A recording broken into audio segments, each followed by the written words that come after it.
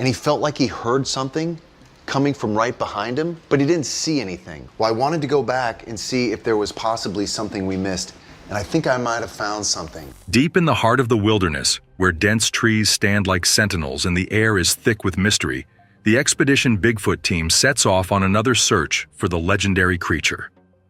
For weeks, they have been meticulously placing trackers and sound recorders, waiting for any sign, any proof that something or someone lurks in the shadows. Look at that, look at that. Oh, up on this place. Right, what is that? What is that? Look up there. Oh, yeah, right. Oh, right here. You see it? At first, nothing. Silence stretches across the forest, punctuated only by the occasional rustle of leaves. The team starts to wonder, is this all just a wild goose chase? And then, suddenly, a breakthrough. One of their trackers picks up a distinct signal, a disturbance. Russell, the team's seasoned tracker, wastes no time. He moves swiftly, pinpointing the source, but what he finds is something he never expected. An unexplained surge of water, rippling as if something massive had just passed through. Something big. I don't know what that was on that ridgeline, but I swear I saw something. And my gut tells me that's the exact same thing that Bryce spotted on that fixed-wing drone. Oh my God, it's moving. Signs of the unknown. Fascinated and slightly unnerved, Russell and Maria push deeper into the rugged terrain, determined to follow the signal and unravel this mystery. Could this be it? Could they finally be on the verge of discovering definitive proof of Bigfoot? For years, stories of the elusive creature have echoed through history. Native American legends tell of towering wild men with an overwhelming musky scent and enormous footprints, some measuring up to 2 feet long. Reports describe guttural vocalizations, eerie wood-knocking, and even rock-throwing, behaviors that many believe to be forms of communication between these creatures. And now, here, in this very forest, those stories might not just be myths anymore, but nothing could have prepared them for what they were about to stumble upon. I believe what we're looking at here is something completely different. These upside-down trees could be indicative of some sort of Bigfoot culture. We're gonna go as fast as we can, but as quietly as we can, not to scare it off, whatever it is. Scattered across the ground are bones and body parts, strewn about in a way that doesn't resemble the work of any known predator. Some of the remains appear almost arranged, as if placed with intention. A warning, a message. The sight is gruesome, unsettling. The team exchanges uneasy glances. Could this be evidence of territorial aggression? Or, even more chilling, proof that Bigfoot is not just an elusive wanderer of the woods, but an apex predator? The air feels heavier now. Their search has just become more dangerous than they ever anticipated. Whatever this thing was, it was big. Look at these bones. This thing was literally torn apart. It looks like a feeding ground area here. There's just nothing left but the bare bones. It's spread all over this whole area. A game-changing clue. Determined to find more answers, Maria and Russell continue their exploration of the island's dense wilderness. Hours pass. The sun begins its descent. And then, another discovery. Lying in the dirt, imprinted in the soft earth, is something massive, a handprint. Not just any handprint. This one is twice the size of a human hand, its fingers long, thick, and unnervingly human-like. Maria crouches beside it, tracing the edges with her fingertips, her heart pounding. Take a look at this. Oh, wow. Up here? Oh, yeah. The hand, oh my God. You see that? Those fingers look long as hell, dude. Whoa. This isn't just another handprint lost in the forest floor. This is undeniable evidence. Immediately, they radio Ronnie. The moment he hears the news, he's on the move, making his way across the dangerous terrain. If this is what they think it is, then they might have just uncovered one of the most significant pieces of Bigfoot evidence ever. By morning, Ronnie arrives at the site, eager to see the handprint for himself. He studies it closely, his excitement growing. But then, something else catches his eye. Not far from the first print, the team finds a second set of impressions. But these aren't just hands, they're knuckle marks. Large, Deep and clearly belonging to something with immense strength, these prints suggest that the creature isn't just walking upright, it's moving on all fours at times, alternating between bipedal and quadrupedal motion. A chilling thought crosses Marea's mind. Could this mean that Bigfoot possesses both human and primate traits? Could it be an evolutionary bridge between our species? And just as they begin to digest this revelation, they find something else. Footprints. 2 distinct sets of them. Not one creature. 2. One set is slightly larger than the other, but both are eerily similar in shape. The realization is staggering. They aren't tracking just a single Bigfoot. There could be an entire population. Every hair on my arm is straight up right now.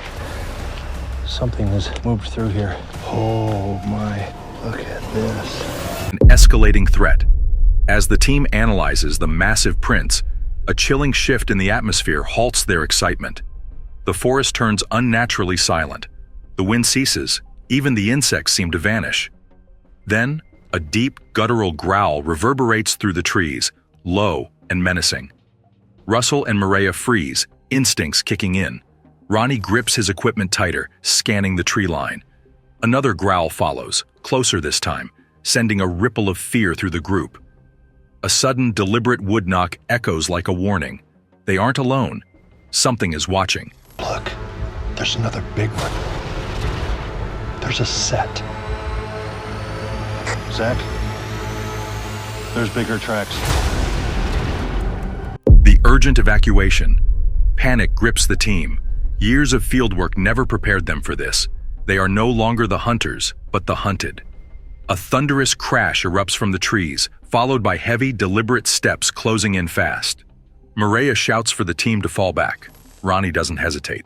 Russell fumbles for his radio, calling for an extraction as they abandon their gear.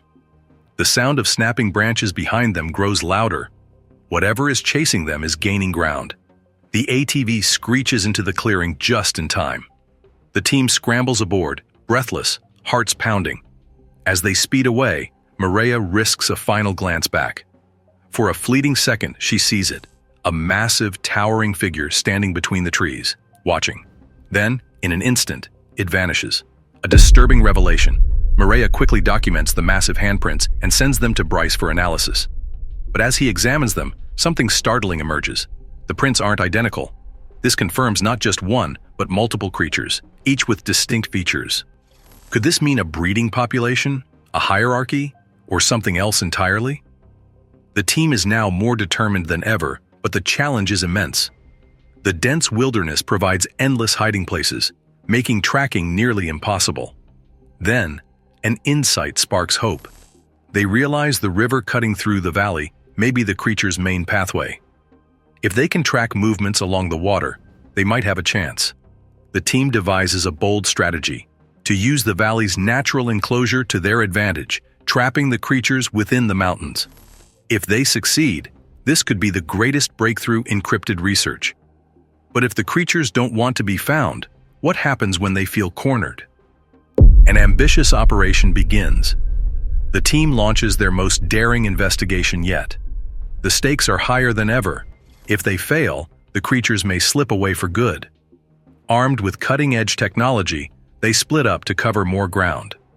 Ronnie combs the dense terrain on one side of the valley. Russell and Mareia track along the riverbanks. Bryce monitors from higher ground, analyzing drone footage. Above them, thermal drones scan the valley, and robotic scouts equipped with motion sensors and AI tracking systems scour the landscape. This is the most advanced search effort ever conducted in the hunt for Bigfoot. But will it be enough? Tension mounts as the teams push deeper into the valley. Every step feels heavier, every sound magnified. Then, a breakthrough. Bryce's voice crackles over the radio. Mareia, Russell, do you copy? We've got something on the drone's thermal imaging. It's humanoid in shape. The chase begins. Adrenaline surges. The team splits.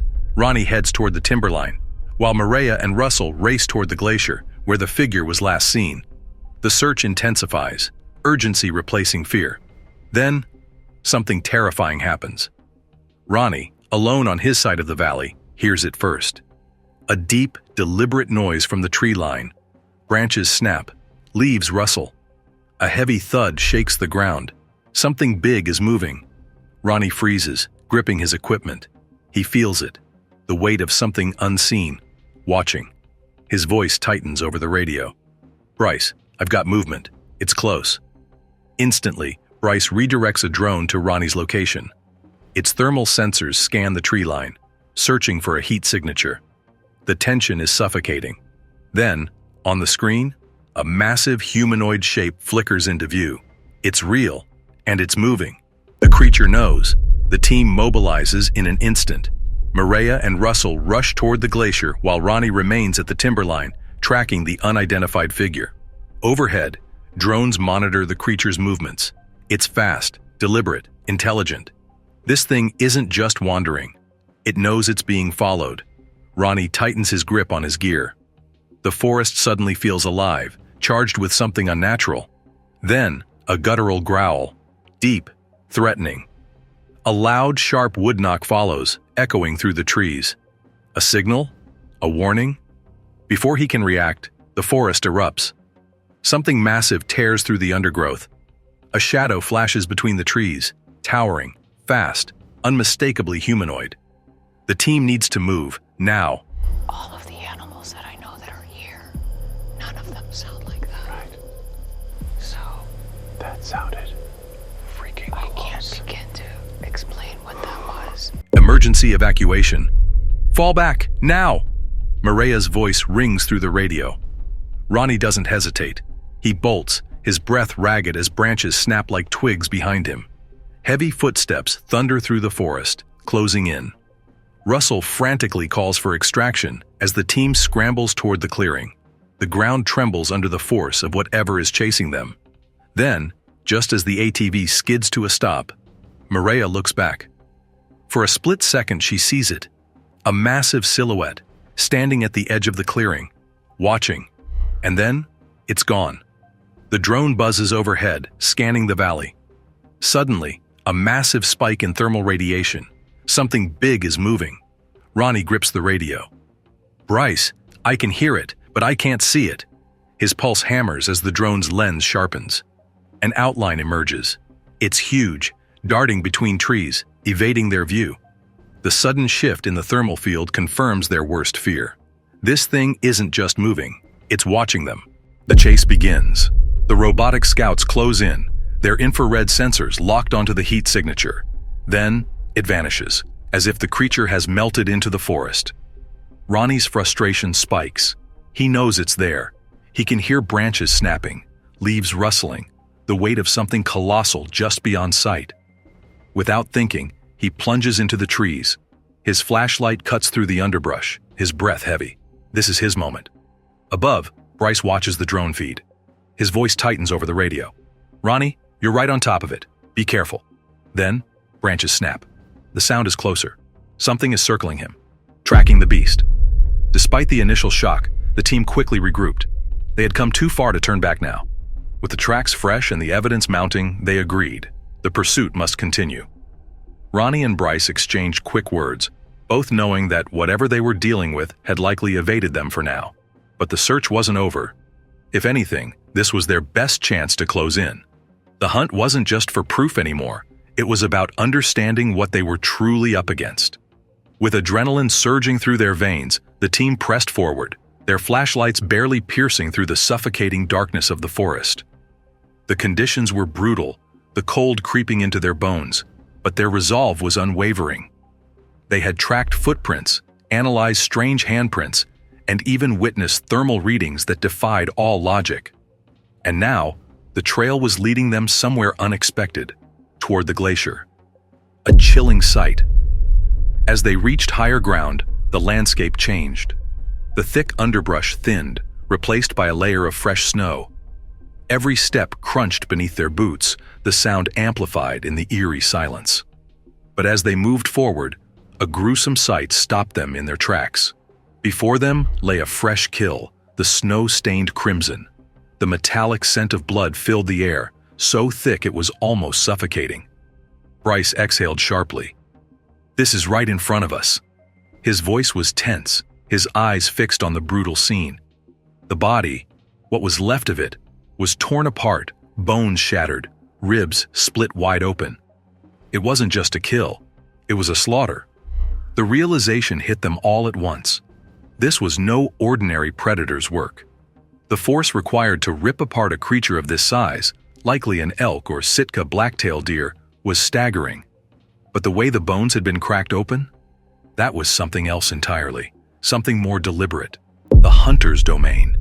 A chill ran down Mireya's spine. This wasn't just a hunting ground, it was a feeding ground. And they were standing in the middle of it.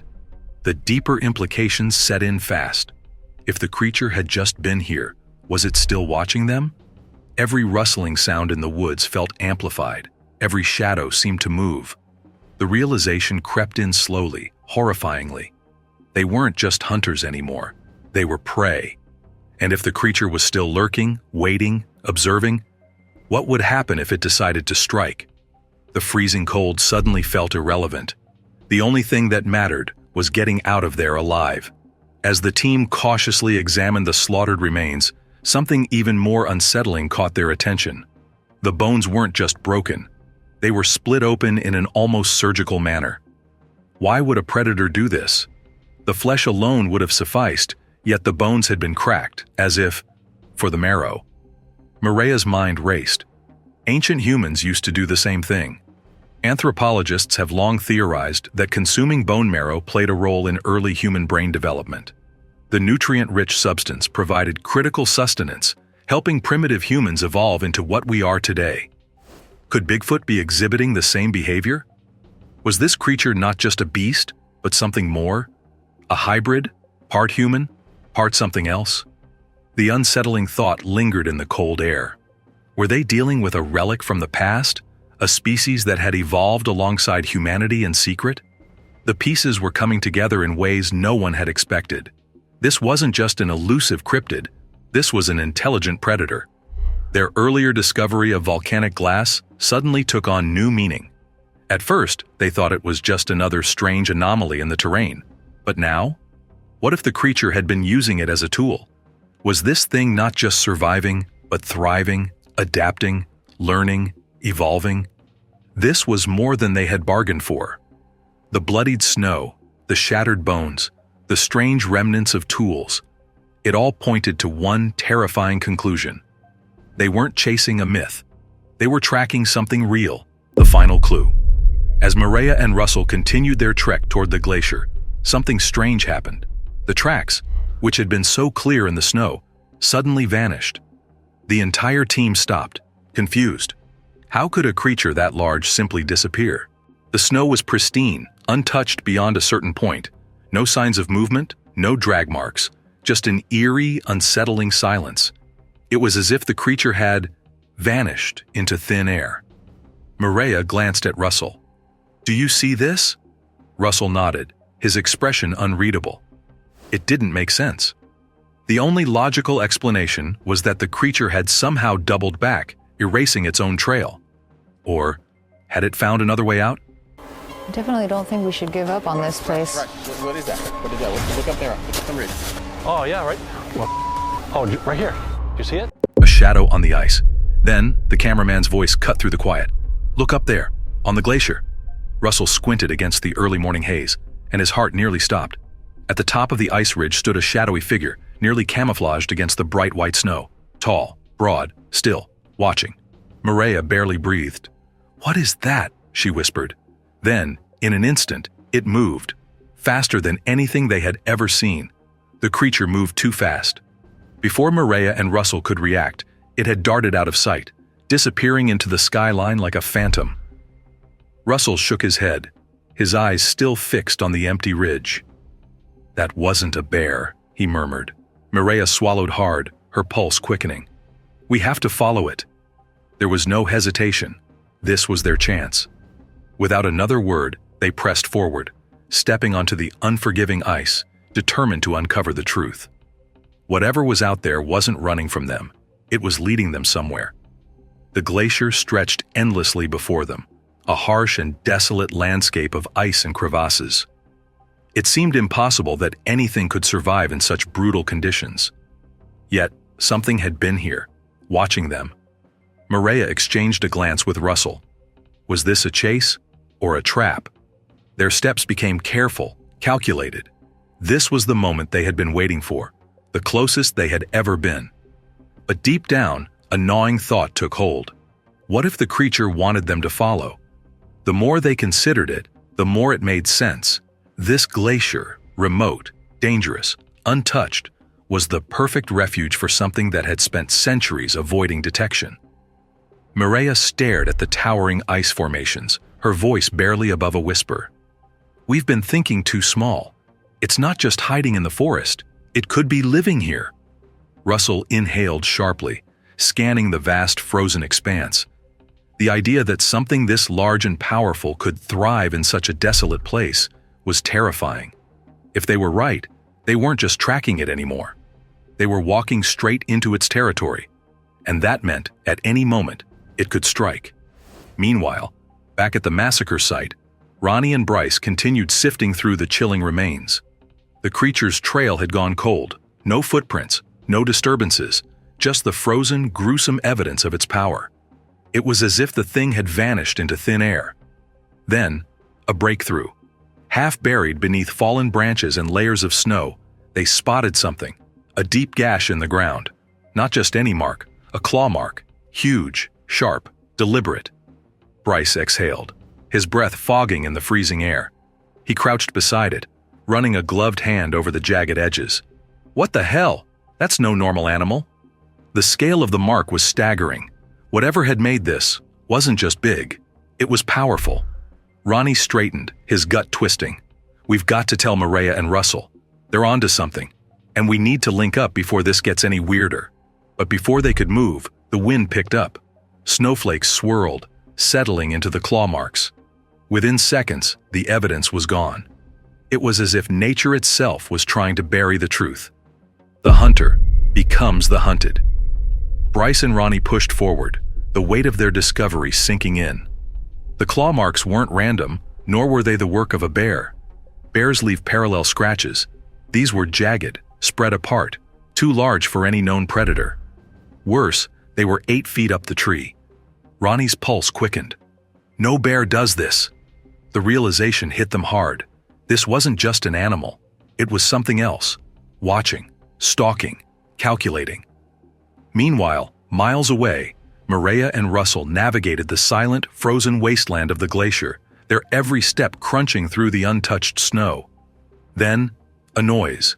Russell froze. Did you hear that? Maria nodded, her breath hitching. A faint rustling, subtle, almost imperceptible, but unmistakable. They weren't alone. Then, they saw it. An ice cave. A dark, yawning mouth against the blinding snow. A perfect shelter. A perfect hunting ground. Maria exhaled, barely above a whisper. This is it. If the creature's been using this cave, it's the perfect place to hide. Russell nodded grimly. Sheltered, hidden, close to water. This could be where it's been living. A chilling realization settled over them. They weren't just chasing Bigfoot anymore. They were standing at the entrance to its den. A new plan, searching from the skies. The risk of entering the cave blind was too great. They needed an aerial view, a better vantage point. After frantic coordination, they secured a helicopter from a genome research team, giving them the ability to scan the terrain from above. Maria and Russell trekked back to a clearing, watching as the helicopter descended, its rotor blades slicing through the icy air. Within minutes, they were airborne, eyes locked on the endless expanse of glaciers, crevasses, and ridges below. From above, the landscape looked even more impossible to navigate on foot. If something wanted to stay hidden here, it could, but as they circled the area, searching for tracks, movement, anything, there was nothing. No footprints, no disturbances, no sign that anything had ever been there. It was as if the creature had anticipated them and vanished before they arrived. The whisper in the dark. Frustration weighed heavily on the team. They had come so close, only to find emptiness. But Bryce wasn't ready to accept defeat. He combed through every piece of data, thermal scans, sensor readings, and then the audio files. That's when he heard it. A whisper, low, subtle, but unmistakable. At first, it seemed like background noise, static, interference from the wind. But when Bryce enhanced the sound, his stomach twisted. It was a voice. Not human, not an animal. Something in between. Bryce's hands shook as he dialed Dr. Ronald Cosper, a leading expert on cryptid vocalizations. Cosper had spent years analyzing possible Bigfoot communication, trying to determine if the sounds were random or structured language. After several rings, Cosper picked up. "Bryce, what do you have for me?" Bryce didn't waste a second. "We found something. A whisper. It's faint, but deliberate, like communication." Silence. Then, Cosper murmured, "Send me the file. If it's what I think it is, it could change everything." Minutes later, Cosper's response came backlaced with excitement and unease. "Bryce, there are two voices in this recording. One is saying something that sounds like Kumba. The other, I can't make out, but it's responding. This isn't just noise, Bryce. This is language." Bryce's breath caught. Language. Communication. This wasn't just a lone creature wandering the wilderness. This was a colony. The implications were staggering. This wasn't about proving Bigfoot existed. It was about uncovering an entire community. The mission had changed. The team prepared for a second expedition. Deeper, riskier, more dangerous than ever before. Their goal was clear: find the colony. But the danger had changed too, because now they weren't just tracking Bigfoot. Bigfoot knew they were coming.